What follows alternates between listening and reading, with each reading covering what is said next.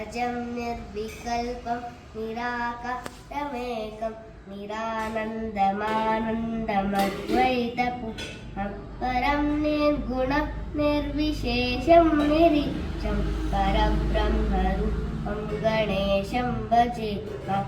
गुणातीतमानं चिदानन्दरूपं चिदाभासकं सर्वगम्यानगम्यं मुनिध्येयमाकाशरूषं रूपं परेशं परब्रह्मरूपं गणेशं भजे मां जगत्कारणं कारणज्ञानरूपं सुरादिं सुकार्यं गुणेशं गणेशं जगद्व्यापिनं विश्ववन्द्यं सुरेशं परब्रह्मरूपं गणेशं भजे मां।